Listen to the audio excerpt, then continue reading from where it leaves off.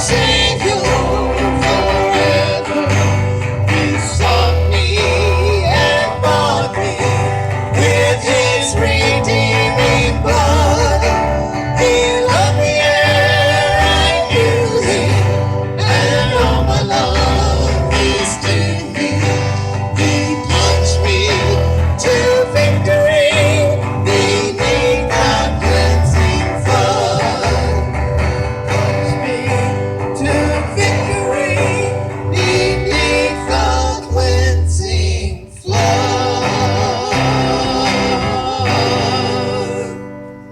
Amen. All of God's people said what? Amen. After the service today, if you have a preschooler or a young child, I've got some books. We have been cleaning out.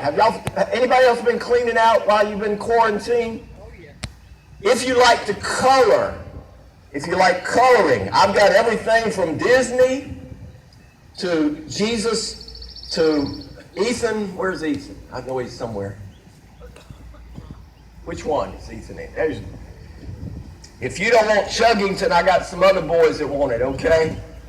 So I've got some coloring books and some big old things that my grandchildren don't use anymore, and I want to make sure you get them, okay? I want these to go to good use and all kinds of good stuff that we got here. So I'm going to leave them up here around the table, and just after everybody's leaving, just kind of call them up here and grab what you want, all right?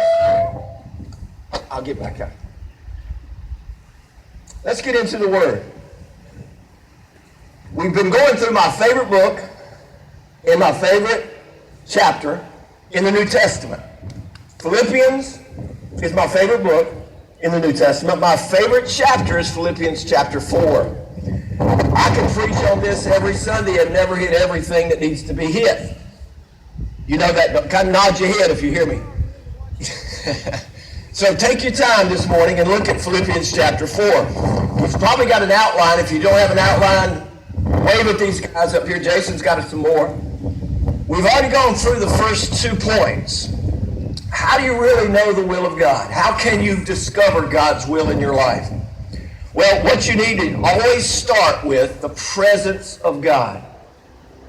When you start with the presence of God, He begins to speak to you and fill you and flood you and show you exactly what you need in your life. And He'll begin to illustrate that and teach you some things that only He can do.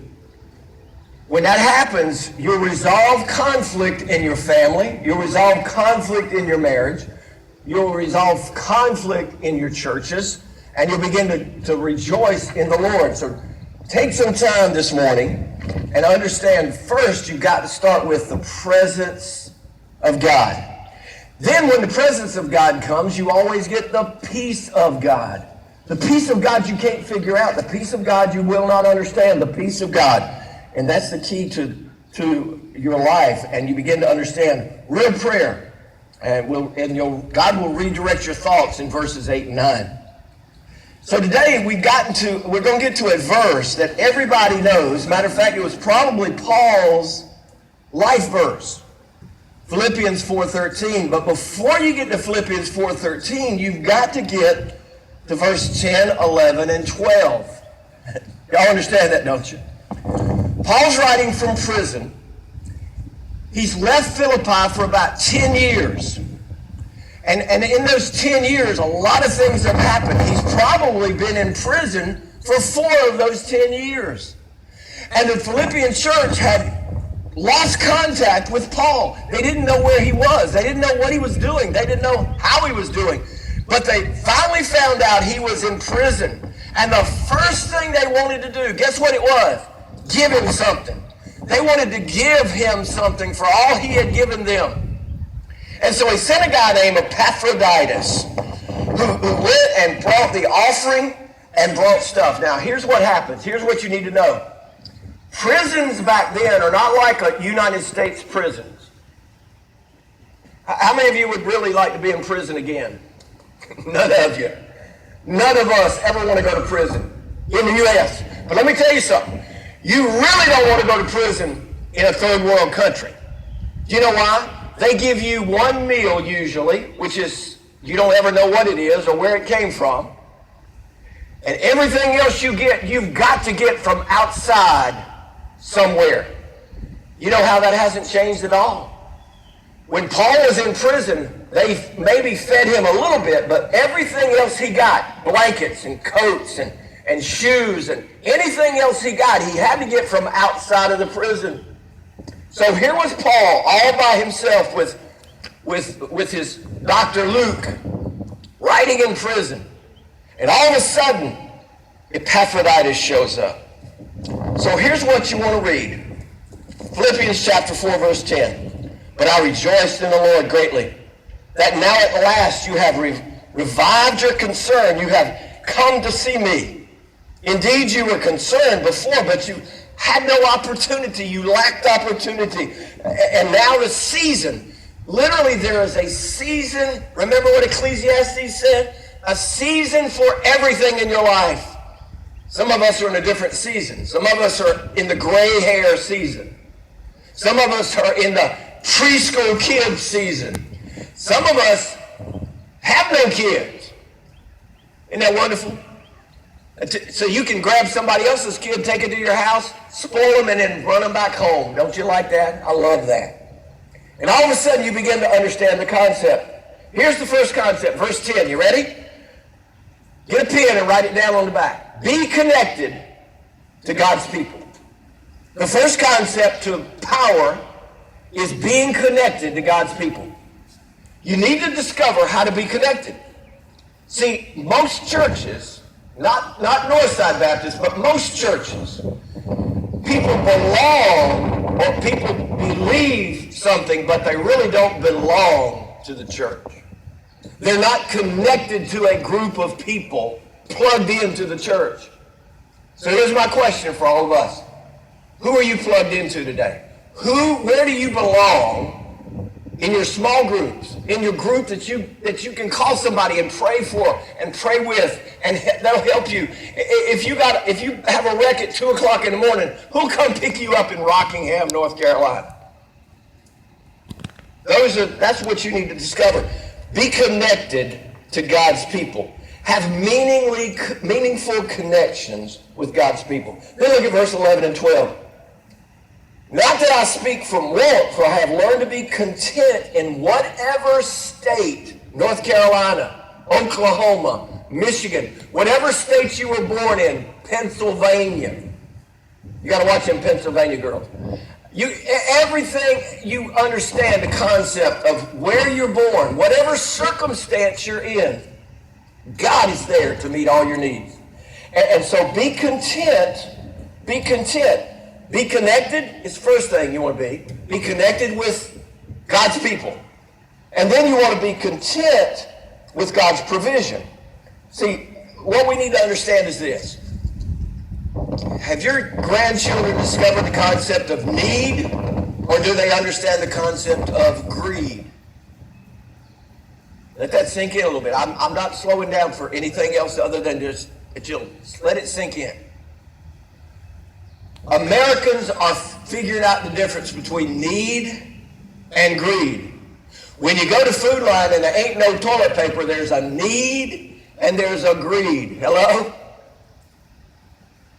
There's no hand sanitizer, there's no bleach, there's no nothing. Preacher, I can't find anything. That's okay. That's okay. Call your crazy uncle. He's hoarded all that stuff for years. He's got it everywhere in his house.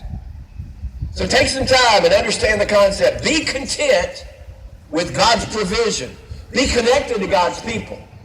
And when you discover being connected to God's people, here's what you'll do. You'll quit complaining about stuff.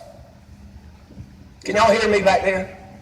Quit complaining about everything. Here's the difference. Are you ready? You're either full of one or two people. You're full of yourself, or you're full of Jesus. And if you're full of yourself, you gripe and grumble and criticize and complain. You gripe and grumble and criticize and complain when you're full of yourself. So when you catch yourself complaining this week or this afternoon, or when you get ready to leave the parking lot, remember you're full of yourself. And that's not God's will for your life. God's will for your life is that you will empty yourself of yourself and fill yourself up with himself. And when you do that, you'll be connected to God's people and you'll be confident in his provision. And then you'll understand. See, here's the key. Contentment is the key, not complaining. When you're full of Jesus, you'll be content no matter what state you're in.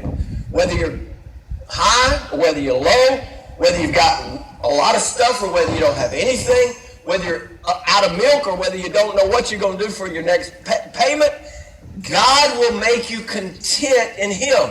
And when you have peace and contentment, then you can get to verse 13. Are you ready for verse 13? I can do how many things through Christ? All things. Here's the verse, and here's what the verse means. It doesn't mean you can do anything. All I got to do is pray and God will heal me. No, that's not what God said.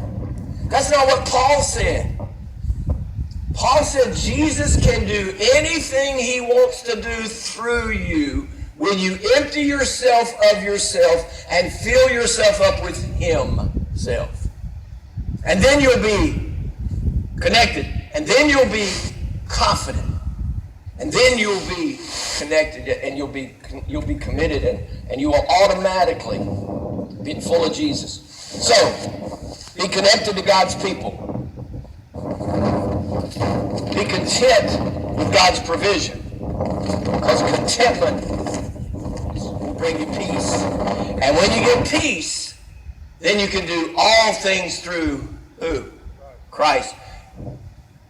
Where's your strength come from today? Either yourself or your Savior. That's going to be the key this afternoon. Lord, I need your strength. I want your contentment so that I can get your strength. And when I'm content in whatever circumstance I'm in, with whomever I'm surrounded by, then you can do anything you want to do through me. So this afternoon, go find somebody that you haven't talked to in a while. Go share his love with somebody. Go call somebody and tell them, man, I've been praying for you today. Been praying for you today. Go help somebody that needs healing physically, mentally, emotionally, or spiritually, or all four. Some of us are there right now. And take some time and say thank you to the Lord. Then you'll have his presence.